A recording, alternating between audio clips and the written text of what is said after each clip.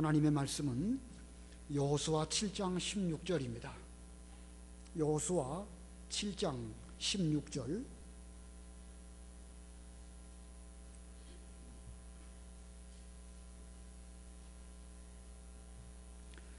이에 여호수아가 아침에 일찍 일어나 이스라엘을 그 지파별로 가까이 나오게 하였는데 유다 지파가 뽑혔고 유다 족속을 가까이 나오게 하였는데 세라 족속이 뽑혔으며 세라 족속을 그 남자대로 가까이 나오게 하였는데 삽디가 뽑혔다. 삽디의 가족을 그 남자대로 가까이 나오게 하였는데 유다 지파 세라의 증손이며 삽디의 손자 갈미의 아들인 아간이 뽑혔다. 여호수아가 아간에게 말하기를 내 아들아 여호와 이스라엘의 하나님께 영광을 돌리고 그분 앞에 자복하여 내가 무엇을 했는지 내게 숨기지 말고 자세히 말하라 하니 아간이 여호수아에게 대답하여 말하기를 참으로 제가 여호와 이스라엘의 하나님께 죄를 지었으니 바로 이 같은 일을 하였습니다. 제가 전리품 가운데서 신할에서 만든 좋은 외투 한 벌과 은 200세겔과 50세겔 무게의 금덩이 하나를 보고 그것들이 탐이 나서 가져갔습니다. 보십시오, 그것들을 제 장막 안 땅속에 숨겼으니 은은 그 밑에 있습니다 라고 하였다. 여호수아가 사람들을 보내므로 그들이 장막으로 달려가서 보니 그의 장막 안에 그것들이 숨겨져 있었고 은은 그 밑에 있었다. 그들이 장막 가운데서 그것들을 취하여 여호수아와 온 이스라엘 자손에게 가져와서 여호와 앞에 그것들을 쏟아놓았다.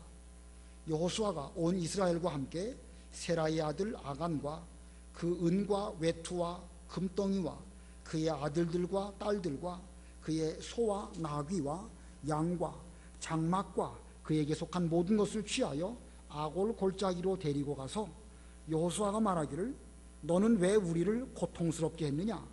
여호와께서 오늘 너를 고통스럽게 하실 것이다 하니 온 이스라엘이 그를 돌로 치고 그것들도 돌로 치고 불태웠으며 사람들이 그 위에 큰 돌무더기를 쌓았는데 오늘날까지 그것이 남아있다.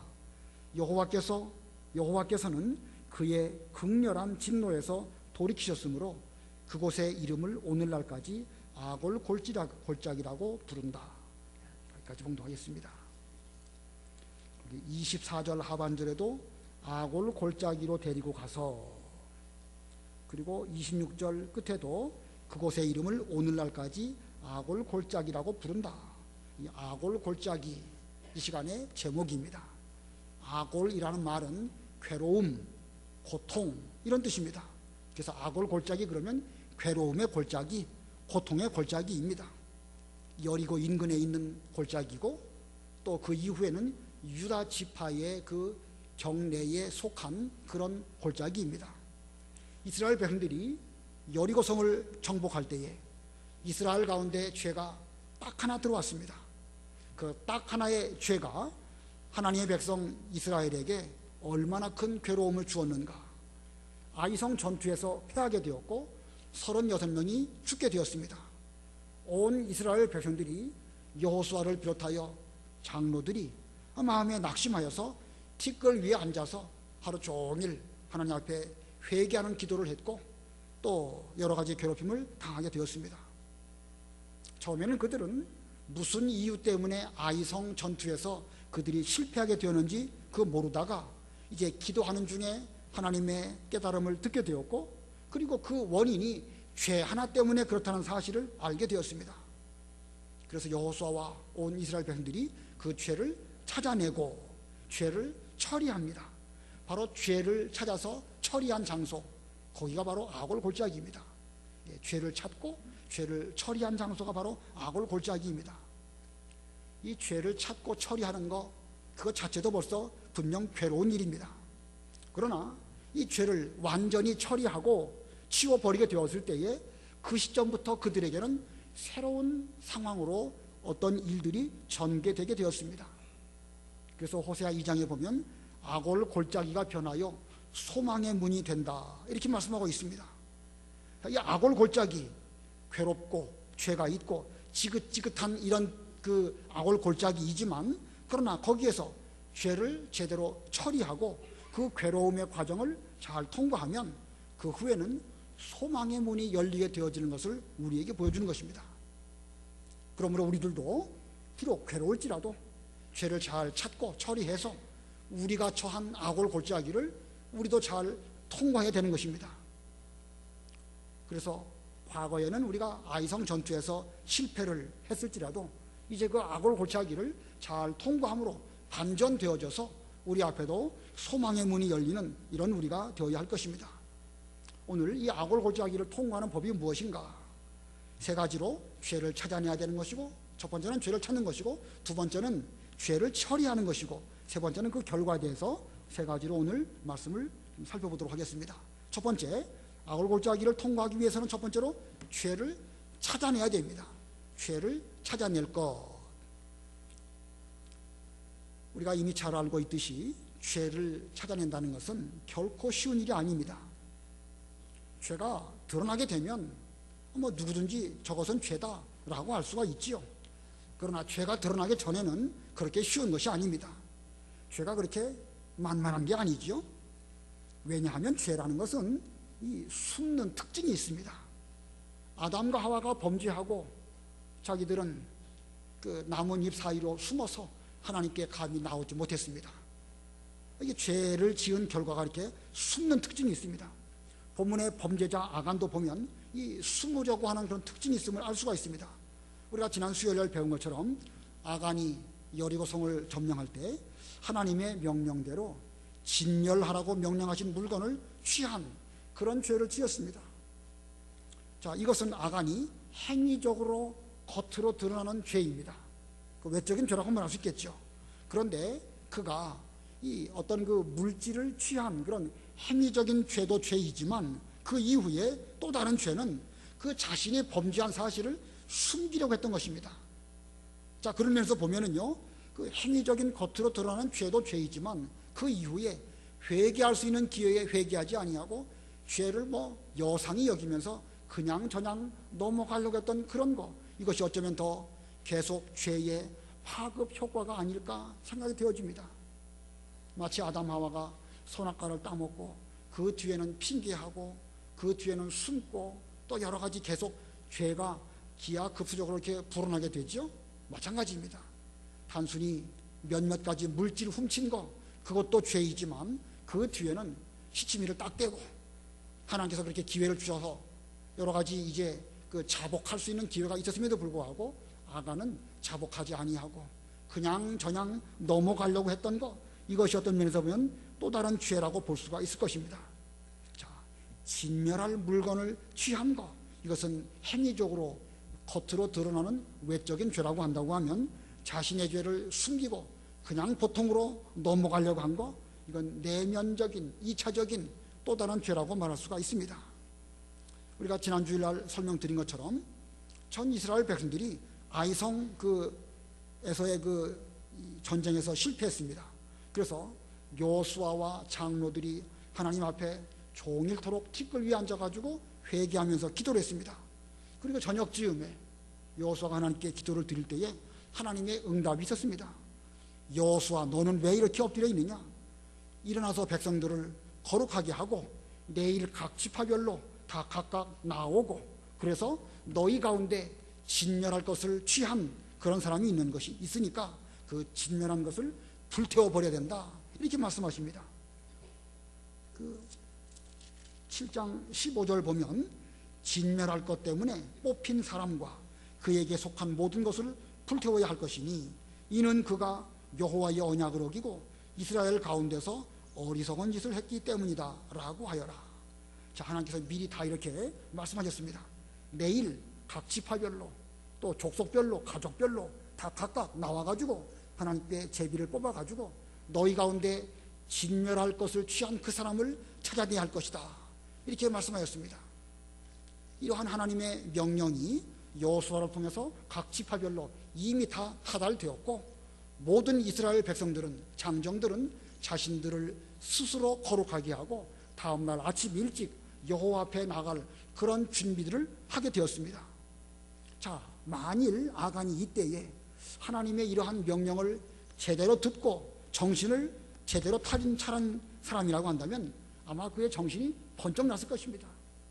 아, 이거 내가 하나님 앞에 범죄했구나.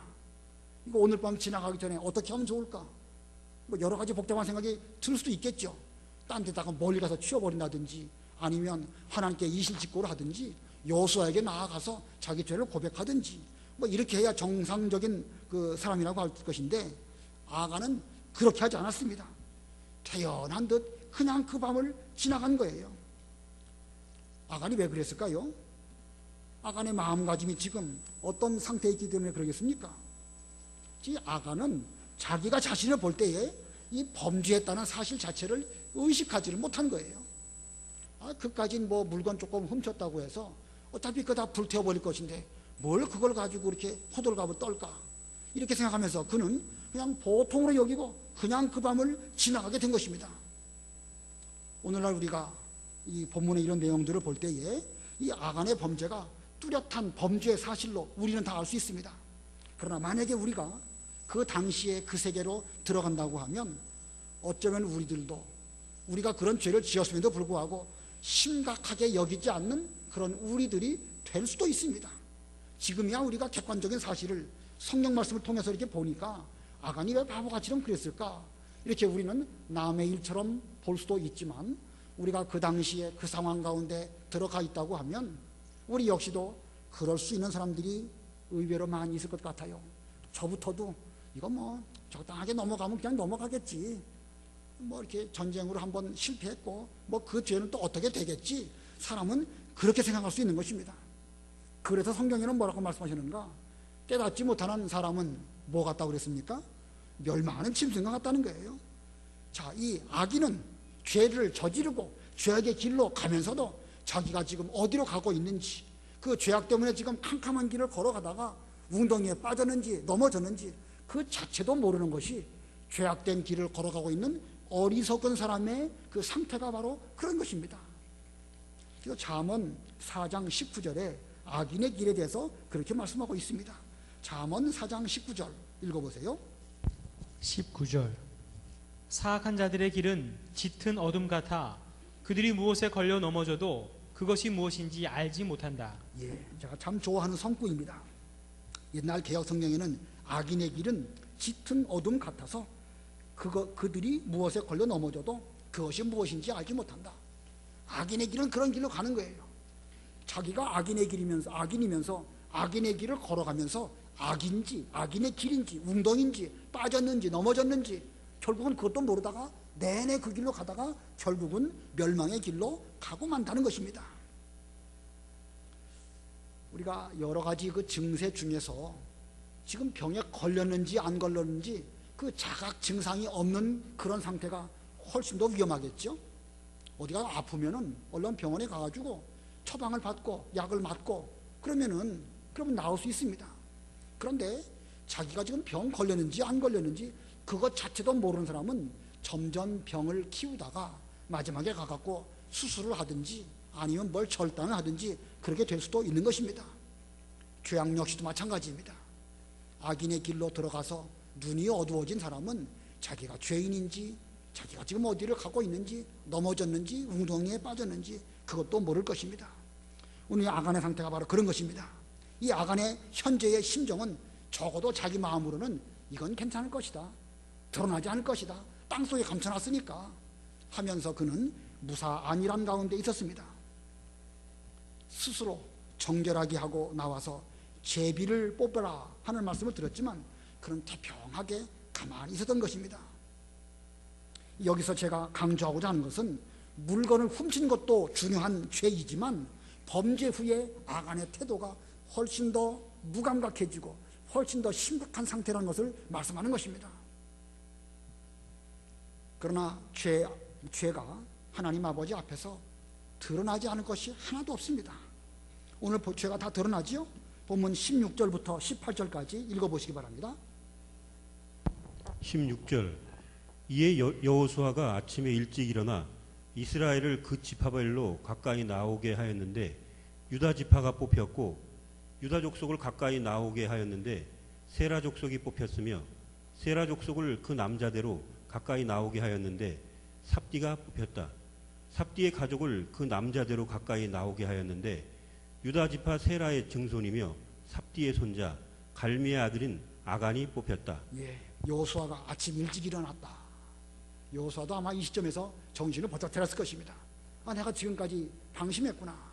내일은 하나님의 명령이 있는 그런 날이니까 일찍 일어나서 우리 가운데 어떤 죄가 들어왔는지 내가 그 죄를 하나님의 명령대로 찾아야 되겠다. 이렇게 하면서 일찍 일어났습니다. 그리고 각 지파별로 나오게 해서 제비를 뽑았는데 유다 지파가 뽑혔습니다. 그리고 유다 지파 가운데 족속별로 또 뽑았더니 세라 족속이 뽑히게 되었고, 또 세라 족속 가운데 또 뽑아보니까 삽디의 가족이 뽑혔고, 삽디 가족 가운데서도 이 갈미의 아들인 아간이 뽑히게 되었습니다. 자, 우리는 여기서 이 유다 지파가 뽑혔다, 이 면에 대해서 주목할 필요가 있습니다. 당시 여러 지파 가운데 유다 지파만큼 믿음을 지키고 유다 지파만큼 힘 있는 지파가 어디 있습니까? 그럼에도 불구하고 그 유다 지파 가운데 범죄한 아간이 들어 있습니다. 이런 것을 볼 때에 우리는 괜찮다, 나는 괜찮다, 안심하고 있으면 안 되는 것입니다. 안심하고 있을 때에 그 안심이 방심이 되어지는 것이고, 방심할 때에 방심하는 가운데서 죄가 둥지를 틀고 그 사이로 비집고 들어온다는 사실입니다. 우리는 이거 명심해야 될 것입니다. 죄에 대해서 안심할 수 있는 지파, 어떤 지파도 없습니다. 죄부터 안전한 집안, 죄에 대해서 괜찮다라고 할 수 있는 사람 천하에 아무도 없습니다. 유다 지파도 그렇지만 아브라함이나 다윗이나 심지어 베드로도 죄에 대해서는 결코 자유로울 수 없는 것이 바로 우리 인간들입니다. 그래서 창세기 4장에 말씀하시기를 선을 행하지 않으면 죄가 문 앞에 엎드린다. 죄의 욕망이 너를 향하고 있지만 너는 그것을 다스려라. 적극적으로 선을 행하려고 하지 않는다고 하면 죄를 이길 수가 없으니까 죄를 이기기 위해서는 적극적으로 선을 행하란 말이에요. 피동적으로 죄 안 져야지 이것이 아니고 적극적으로 어떻게 말씀을 순종하고 적극적으로 선을 행하려고 노력할 때에 그때서야 비로소 우리는 죄를 이길 수 있는 것입니다. 항상 죄의 욕망이 우리를 향하고 있으니까 그 욕망을 잘 다스릴 것을 하나님께서 그 가인에게 말씀하신 것입니다. 자, 우리가 이 만일 죄를 아간처럼 방치한다고 하면 하나님께서 반드시 우리에게 대해서도 이렇게 찾아내실 것입니다. 근데 오늘 본문에서 이 죄를 찾아낼 때에 한 가지 조심할 것이 있습니다. 오늘 본문의 여호수아가 그 죄를 찾아낼 때에 어떻게 해야 될 것인가 하는 것을 우리에게 보여주고 있는데, 그게 무엇일까? 죄를 찾아낼 때 조심할 것이 무엇인가? 거기 19절입니다. 19절을 읽어보세요. 19절 여호수아가 아간에게 말하기를 내 아들아 여호와 이스라엘의 하나님께 영광을 돌리고 그분 앞에 자복하여 내가 무엇을 했는지 내게 숨기지 말고 자세히 말하여라 하니. 자, 이 19절의 말씀이 중요한 것을 우리에게 교훈하고 있습니다. 이 죄를 찾아내는 여호수아의 태도 속에서 우리는 무엇을 발견할 수 있을까? 여기 내 아들아 그랬죠? 하나님께 영광을 돌리고 그분 앞에 자복하여 숨기지 말아라. 자, 이 범죄자 아간을 대하는 이 여호수아의 태도에서 우리는 중요한 것을 발견하게 됩니다. 이 여호수아가 아간이라는 사람을 미워하고 있지 않다는 사실입니다. 그리고 여호수아는 자기가 심판자의 위치에 있지 않다는 사실을 보여주고 있습니다. 자, 중요합니다. 여호수아는 지금 아간을 인간적으로 미워하고 있지 않고, 그러니까 내 아들아 이렇게 말하고 있죠. 그러면서 자기가 심판자의 위치에 있지 아니하고 너는 지금 너의 죄를 여호와 하나님 앞에 자복하여라 이렇게 말하고 있습니다. 만약에 우리라면 어떨까요? 저는 성격이 아주 못돼가지고 이런 일을 딱 만났을 때에 일단 가갖고 주먹으로 얼굴부터 한번 칠 것 같아요. 그리고 구두발로 집 밟고 너 때문에 우리가 지금 이 아이성 전쟁에서 졌다. 너 때문에 지금 36명이나 죽었다. 너 때문에 우리가 하루 종일토록 햇볕 가운데 그냥 무릎 꿇고 앉아가지고 힘들어 죽겠다. 이렇게 할 것 같아요. 그러나 여호수아는 그렇게 하지 않았습니다. 내 아들아 하나님께 영광을 돌리고 그분 앞에 자복하여 숨기지 마라. 자, 이걸 볼 때에 우리는 이 여호수아가 끝까지 그 마음의 평정심을 잃지 않았고 자기가 심판자처럼 하나님의 위치에 있지 않다는 것입니다. 자, 이거 보면 죄는 미워해도 사람을 사랑하는 태도를 알 수가 있죠. 자, 우리가 여기서 무엇을 배우고 있나? 우리가 지금 어떻게 해야 악을골짜기를 통과하는가 이걸 배우고 있습니다. 그리고 첫 번째가 죄를 찾는 것입니다. 죄를 찾아낼 것. 그런데 죄를 찾아낸다고 하면서 또 다른 죄를 짓는다고 하면 그게 더 큰 문제가 될 수도 있습니다. 여호수아가 지금 이스라엘 백성 가운데 있는 죄를 찾아낸다고 하면서 그 죄를 찾으면서 또 다른 죄를 짓는다고 하면 어떻게 보면 그건 어리석은 거라고 할 수가 있을 것입니다. 죄는 또 죄를 낳고 점점 죄는 번성하는 그런 특징이 있습니다. 그러므로 우리는 죄를 찾아낼 때에 사람을 미워하지 말고 죄만 찾아낼 수 있는 그런 지혜로운 사람들이 되어야 할 것입니다.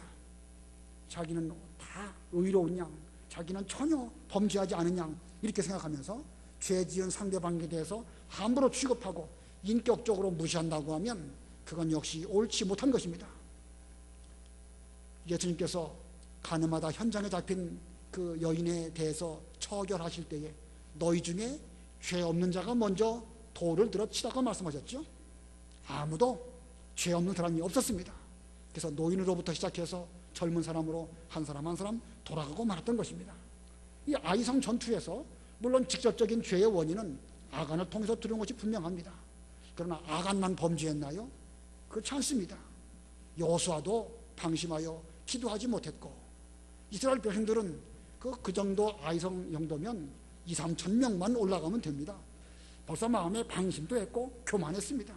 하나님의 은혜로 여리고성 전투에서 이긴 것은 깜빡하고 자기들은 마치 무슨 큰 실력이 있어서 그 전쟁에서 이긴 줄로 알고 방심한 것입니다. 이거 보면 모두가 다 그 면에 대해서는 다 각각 자기 책임을 자기가 져야 하는 것입니다. 교만해가지고 아이성을 우습게 보고 그래가지고 결국은 그 전쟁에서 실패한 것입니다. 만약에 전쟁에 올라가기 전에 여호수아가 기도했다면 어떻게 했을까? 하나님, 지난번에 여리고성 전투에서는 하나님의 은혜로 우리가 이렇게 승리를 거두었습니다. 또 아이성 전투를 또 통해서 이 가나안 땅을 침노하여 들어가야 되겠는데 어떻게 하면 좋을까요? 하나님께 이렇게 기도를 여쭤보면 하나님께서 뭐라고 말씀하시겠습니까? 이번에는 진다. 너희 가운데 죄가 들어왔다. 그 죄를 먼저 찾아내라. 분명히 그렇게 응답하셨을 것입니다. 근데 기도하지 않았습니다. 그러고 보면 여호수아에게도 상당히 많은 책임이 있다고 볼 수가 있습니다. 물론 죄에 대한 모든 책임은요 다 자기가 져야 되겠죠. 아간에 대해서 뭐 죄책을 돌리기 이전에 여호수아는 자기가 그 책임을 져야 되는 것이고 장로들이나 다른 사람들은 다 각각 그 죄에 대한 책임을 스스로 지고 하나님 아버지 앞에 다 회개해야 되는 것입니다. 그런 면에서 볼 때에 이 여호수아가 아간의 그 죄를 찾아낼 때에 그 죄는 철저하게 미워했지만 아간을 두고 내 아들아 여호와께 영광을 돌리고 너의 모든 죄를 숨기지 말고 하나님 앞에 이실직고 하도록 하여라. 자기가 심판자의 위치에 올라가지 않았습니다. 이게 현실적으로 보면은요 참 어렵습니다. 참 어려워요. 어떤 그 겉으로 드러나는 죄 하나가 딱 그 부각이 되어졌을 때에 우리는 그것만 이야기합니다. 그것만 이야기하고 자기가 비난하고 자기가 그 사람을 미워하고 그래가지고 여러 가지 복잡한 일들을 또 만들어내고 그런 부수적인 다른 것들에 대해서는 보통 그냥 여상하게 넘어가고 그리고 자기는 죄 없는 것처럼 말하고 행동하게 되는데 어떤 면에서 보면 모두가 다 죄인이에요. 우리가 이런 면에 대해서 특별히 조심해야 될 것으로 여깁니다. 자, 그 다음에 죄를 찾아냈는데 그 다음에는 어떻게 될까? 이 악을 골짜기를 통과하기 위해서는 첫 번째로는 죄를 찾아내는 것이고 두 번째는 죄를 처리할 것입니다. 죄를 처리할 것. 자, 하나님께서 제비를 뽑게 하시고 하나님의 섭리 가운데 아간의 죄가 다 드러나게 되었습니다. 이제 그 죄를 처리하는 이 일은 사람의 몫입니다. 우리가 사람으로서 이 죄를 처리할 때에 어떻게 될 것인가? 여기에 두 가지 소지를 말씀을 드립니다. 첫 번째는 아간의 자백과 증거. 아간의 자백과 증거. 자, 먼저 그가 자백을 했습니다. 20절부터 21절 읽어보세요. 20절 아간이 여호수아에게 대답하여 말하기를 참으로 제가 여호와 이스라엘의 하나님께 죄를 지었으니 바로 이 같은 일을 하였습니다. 제가 전리품 가운데서 신할에서 만든 좋은 외투 한 벌과 은 200세겔과 50세겔 무게의 금덩이 하나를 보고 그것들이 탐이 나서 가져갔습니다. 보십시오. 그것들을 제 장막 안 땅 속에 숨겼으며 은은 그 밑에 있습니다. 라고 하였다. 여호수아가 이렇게 좋은 말로 아간에게 잘 이실직고 하여라 라고 말할 때에 아간이 이제 자백을 합니다. 자백이라는 말과 자복이라는 말은 약간 의미가 다르죠. 자기 입으로 자기의 어떤 일들을 그대로 말하는 것이지만 우리가 생각할 때에 그 개념적으로 자복이라는 것은 어떤 일이 다 드러나기 이전에 스스로의 죄를 하나님 앞에서나 사람 앞에서 제가 여차여차한 죄를 지었습니다. 잘못했습니다. 이렇게 어떤 사건 이전에 드러나기 이전에 말하는 것이 자복이라고 한다면, 자백이라는 것은 그 사건이 다 발각되어졌을 때에 그때에 가갖고 자기가 범죄한 것에 대해서 그대로 인정하고 말하는 것입니다. 우리가 자복할 때에는 죄가 드러나기 이전에 먼저 가갖고 제가 이만한 죄를 지었습니다 라고 말할 때에는 이 긍휼이 풍성하신 하나님께서는 우리의 죄를 다 용서해 주시고, 물론 어느 정도 죄값은 담당해야 되겠지만 그러나 하나님의 긍휼을 받을 수 있는 여지가 있습니다. 아간이 불과 몇 시간 전 그 지난 밤 그 시간만 미리 가갖고 이렇게 자백했다고 하면 그가 아골 골짜기에서 죽는 지경까지는 가지 않았을 것입니다. 그러나 기회를 놓쳤습니다. 이제 그가 이 여호수아나 백성들에게 한 말은 자복이 아니고 자백입니다. 자, 이 자백하지 않을 수가 없죠. 그래서 아간이 자백을 했는데, 우리는 이 아간의 자백을 잘 보면 죄가 사람에게 어떻게 들어오게 되는가라는 것을 알 수가 있습니다. 보면 21절을 잘 보면은요, 어떻게 해서 이 아간이 죄를 짓게 되었는가. 21절, 제가 전리품 가운데서 신할에서 만든 좋은 외투 한 벌과 은 200세겔과 50세겔 무게의 금덩이 하나를 보았다고 그랬죠. 이 보는 것이 죄가 들어오는 첫 번째 통로입니다. 그것들이 탐이 나서, 두 번째는 마음속에 그걸 볼 때 탐이 나는 그런 마음이 들어온 것입니다. 그리고 행위적으로 그것을 가져갔습니다. 보십시오. 그것들을 제 장막 안 땅 속에 숨겼으며 은은 그 밑에 있습니다 라고 하였다. 자, 죄가 들어오는 순서는요, 눈으로 보고 마음으로 탐이 나고 그리고 행위로 그것을 가져가는 것입니다. 그리고 또 그걸 숨겨둔 것이죠. 하와가 에덴 동산에서 그 선악과를 따먹는 것과 비슷하죠. 뱀의 유혹을 받기 전에는 선악과를 볼 때에 뭐 별 생각이 없었어요. 저건 하나님께서 금하신 것이다. 아예 그 마음에 담가두지도 않고 딱 그것을 그 마음으로부터 이렇게 물리칠 수 있는 그런 마음의 어떤 그 면역력이 있었는데, 뱀의 유혹을 딱 받고 그걸 보니까 먹음직하고 보암직하고 또 지럽게 할 만큼 탐스럽기도 하고, 그래서 결국 그것을 따먹게 된 것입니다. 자, 이게 사람 마음속에 욕심이 들어오면 이와 같은 일이 저질러지게 되는 것입니다. 이 죄의 근원은 바로 욕심 가운데 있습니다. 자, 그가 신할산 외투 한 벌을 취했죠. 신할이라는 것은 그 바벨론 지역을 가리키는 것입니다. 바벨론, 그 신할 지역에서 생산되어진 외투, 아마 이 외투는 상당히 비싼 것으로 볼 때에 한 그 왕들이 입는 왕복이나 혹은 제사장들이 입는 제사장복이 아니었을까. 이 사학자들이 그렇게 해석을 합니다. 요즘에 그 밍크 코트 한 벌 얼마씩 하나요? 한 20년 전쯤에 밍크 코트 한 벌 값을 제가 1,500만 원으로 들었는데 뭐 요즘은 좀 더하지 않을까 생각이 듭니다. 그리고 은 200세겔, 한 세겔은 11.42g. 그러니까 뭐 우리가 드는 그 돈, 한 돈, 두 돈 그러죠? 3.75g으로 치면 한 석돈 정도 되는 정도이니까 은 200세겔이면 600돈쯤 됩니다. 금 50세겔, 약 150돈쯤 되는 이런 가치입니다. 이걸 뭐 다 보면 얼마나 될지, 뭐 오늘날 현재의 시가로 친다고 하면 한 1억 안팎으로 되지 않을까 이렇게 생각이 듭니다. 자, 아무리 1억이라 할지라도 욕심이 들어가기 전에는 그까짓 거 우리가 눈길도 한번 안 줄 수 있습니다. 그러나 일단 마음속에 욕심이 들어오면 보고 탐이 나고 취할 수밖에 없는 것이 사람의 마음입니다. 만일 우리가 아간과 같은 그런 상황 가운데 있었다, 우리는 어땠을까요? 그까짓 1억 때문에 범죄할 수 있을까? 이렇게 우리가 생각할 수 있을까? 이 사람이 욕심에 끌리게 되면 1억 아니라 단돈 10,000원에 대해서도, 아니면 뭐 1,000원에 대해서도 얼마든지 범죄할 수 있는 것이 사람의 마음입니다. 욕심이 들어오면 그 누구라도 별 수 없습니다. 비둘기의 마음이 어디에 있다고 그러죠? 비둘기의 마음이 어디에 있다고 그럽니까? 콩밭에 있다고 그러죠. 콩밭. 자, 농부가 콩을 심었는데 비둘기가 그 콩을 좀 먹다가 저쪽에서 농부가 오는 것을 보았습니다. 농부가 오니까 피해야지 하고 피하긴 피했어요. 근데 농부가 가까이 왔음에도 불구하고 자기는 피했다고 생각을 하면서 계속 마음은 콩밭에 가 있고 지금 자기 목숨이 위태한지를 모르고 그냥 마음만 거기에 있는 거예요. 그러다가 이제 농부가 손을 뻗어가지고 비둘기를 잡으니까 결국 비둘기는 잡히게 되는 것입니다. 자, 옛날에 그 신문에 나와 있는 만화를 보고 어렸을 때의 그 본 내용입니다. 근데 이게 현실적으로 그럴 수 있을까요? 실제로 이런 일이 있을 수 있을까? 어떤 형사가 그 자기가 어떤 그 일을 한 가운데에서 범죄자를 쫓게 되었다고 합니다. 지금 자기가 쫓아가고 있는 범죄자가 막 도망을 가는데 그 형사가 막 따라가는 중에 있어요. 근데 따라가는 도중에 우연히 그 길 옆에 얼마 떨어진, 바로 몇 미터 정도 떨어진 곳에서 어떤 몇몇의 사람들이 한 사람을 아주 심하게 폭행하고 있는 그런 이 길을 지나가게 되었답니다. 근데 이 형사는 그걸 못 본 거예요. 못 보고 그냥 지나갔습니다. 근데 나중에 그것이 또 다른 문제가 됐습니다.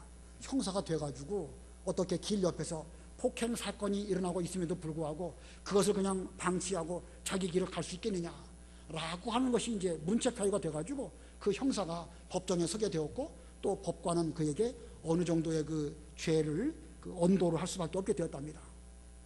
이제 그 뒤에 이 사건이 실제로 그럴 수 있을까?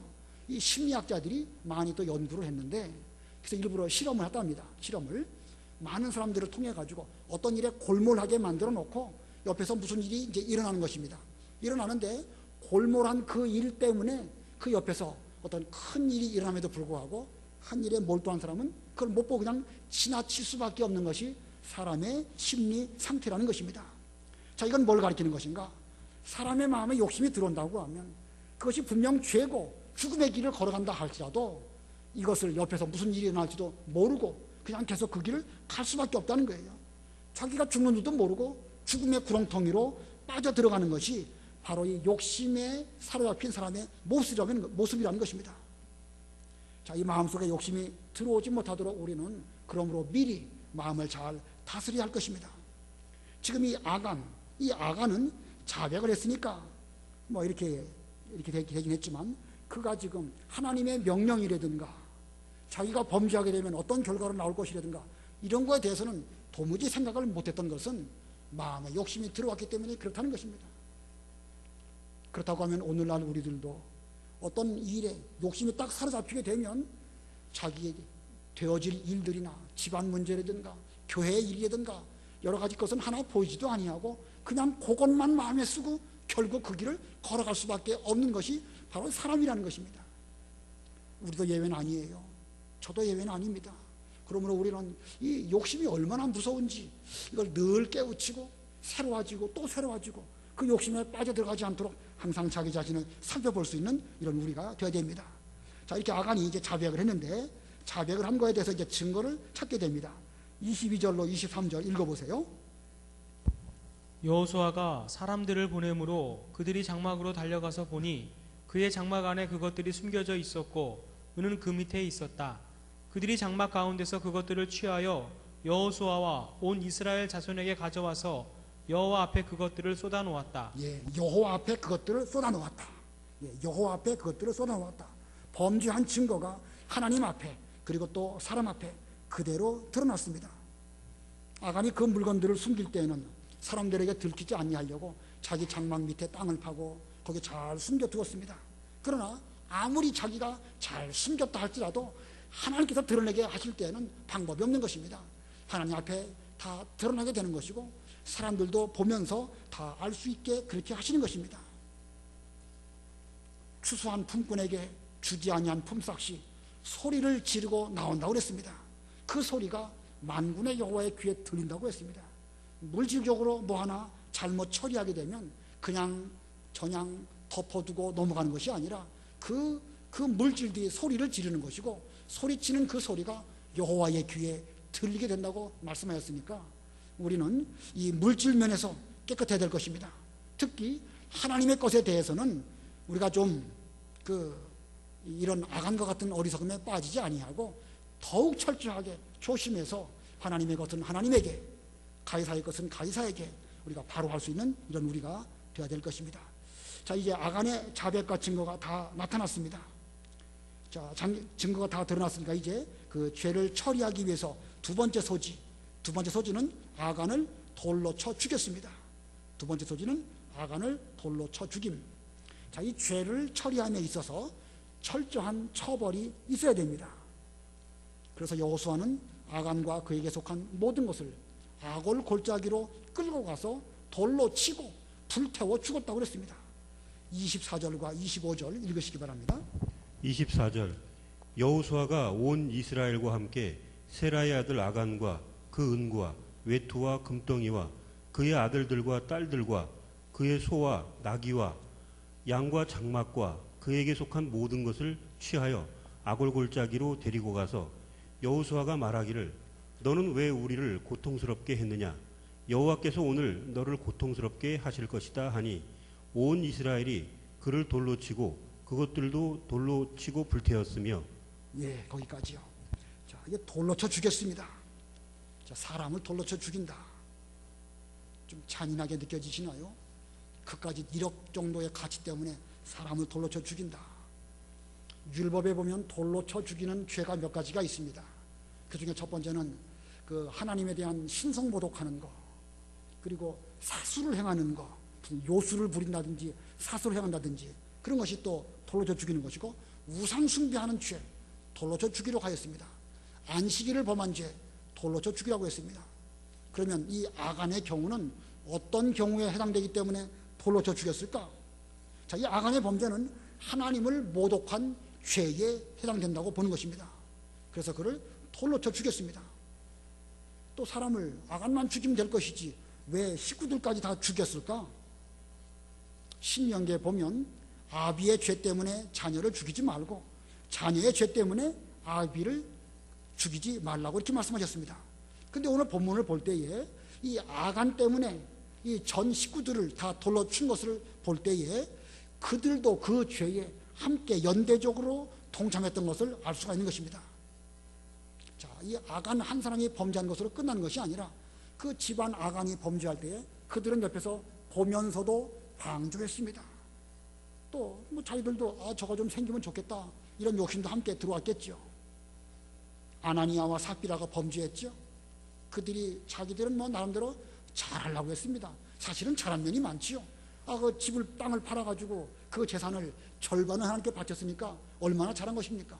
그러나 그들은 그 마음에 욕심이 들어가고 범죄하고 하나님의 사람을 속였기 때문에 둘 다 즉사하는 이런 죄를, 이런 벌을 받게 된 것입니다. 자, 이렇게 해서 이렇게 철저하게 처벌한 거, 이 죄 하나가 얼마나 무섭고 심각한지 이것을 오늘날 우리에게 이 교훈으로 보여주는 것입니다. 그러므로 우리도 죄가 틈타지 못하도록 우리 자신을 잘 살펴야 됩니다.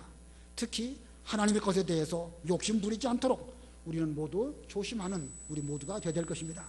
그다음에 세 번째로 결과입니다. 죄를 찾아내고 죄를 처리한 결과가 무엇일까? 마지막 26절 우리 다 같이 합독하겠습니다. 26절 시작. 사람들이 그 위에 큰 돌무더기를 쌓았는데 오늘날까지 그것이 남아있다. 여호와께서는 그의 극렬한 진노에서 돌이키셨으므로 그곳의 이름을 오늘날까지 아골 골짜기라 부른다. 여호와께서는 그의 극렬한 진노에서 돌이키셨으므로, 죄를 찾아서 죄를 다 처리하니까 하나님께서 이제 비로소 돌이키시고 은혜의 하나님으로 하나님의 얼굴을 다시금 이스라엘로 향하여 주시는 이런 은혜가 있었습니다. 자, 이 아골 골짜기를 이렇게 잘 통과하니까 죄를 찾아내고 죄를 처리하고 그리고 하나님께서 진노한 가운데서 돌이키셨으니까 이제 무엇이 열릴 차례이죠? 무슨 문이 열릴 차례이죠? 예, 소망의 문이 열릴 차례입니다. 한번 읽어보겠습니다. 호세아 2장 14절 15절. 호세아 2장 14절 15절. 14절. 그러므로 보아라, 내가 그 여자를 타일러 광야로 데려가서 다정히 말하고 거기서 내가 그 여자에게 그 여자의 포도원을 주고 아골 골짜기가 소망의 문이 되게 할 것이니 거기서 그 여자가 어렸을 때 곧 이집트 땅에서 올라오던 때와 같이 노래할 것이다. 예, 이스라엘 백성들이 애굽에서 나올 때에 그들 속에는 여러 가지 죄악된 요소들이 많이 있었습니다. 광야길을 지나면서 그들은 그 죄가 하나하나 드러났습니다. 그 죄가 드러날 때마다 그들은 죄를 찾고 죄를 처리할 수밖에 없었습니다. 그래서 찾고 죄를 하나하나 처리할 때마다 그들은 아골골짜기를 통과하고 그 다음 아골골짜기를 통과했습니다. 이렇게 그 아골골짜기를 통과할 때마다 하나님께서 그들에게 다정히 말씀하시고, 하나님 말씀으로 그들은 큰 은혜를 받습니다. 아, 죄가 이렇게 무서운 것이구나. 죄를 처리하니까 하나님께서 진노하신 얼굴빛에서 이제는 은혜로운 모습으로 우리에게 찾아오시는구나 라는 것을 그들은 죄를 처리할 때마다 깨닫게 된 것입니다. 그리고 15절에 거기서 그 광야에서 내가 그 여자에게, 이스라엘 백성들에게 그 여자의 포도원을 주고, 포도원은 곧 가나안 땅에서 주실 하나님의 유업, 기업을 가리키는 것입니다. 하나님의 기업을 그들에게 주시고, 아골 골짜기가 소망의 문이 되게 할 것이니 거기서 그 여자가 어렸을 때 곧 이집트 땅에서 올라오던 때와 같이 노래할 것이다. 자, 마음속에는 하나님께 대한 찬송을 부르게 되는 것입니다. 홍해를 건넜을 때에 모세도 찬송하고 또 모세의 누이인 미리암도 찬송했습니다. 그와 같이 이 아골 골짜기를 통과하면서 죄를 찾아내고 죄를 처리하고 그렇게 됐을 때에 그들에게는 하나님의 말씀의 위로도 있고 또 포도원을 기업으로 받게 되고 그 마음속에는 하나님을 향한 기쁨의 찬송, 노래가 있게 된 것입니다.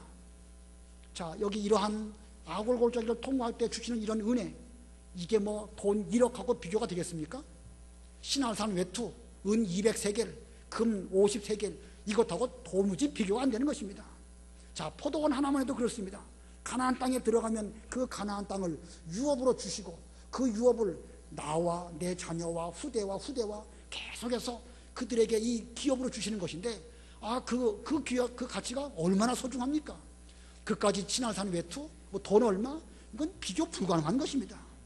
우리 모두가 오늘날 우리에게 있는 죄를 찾아서 철저하게 처리해 버린다고 하면 하나님께서 우리에게 자비로우신 얼굴빛으로 우리를 향하실 것이고, 우리에게 말씀으로 위로해 주시고 또 포도원을 기업으로 주시고 우리 입에서는 하나님을 향한 찬송이 계속 흘러나오는 이런 은혜를 베풀어 주실 것입니다. 우리는 매일같이 내게 있는 죄를 잘 찾아서 오늘도 아골 골짜기를 통과하고 또 통과하고 그렇게 해서 마침내 가나안 땅에 들어가는 우리 모두들 다 되시기 바랍니다. 기도하겠습니다.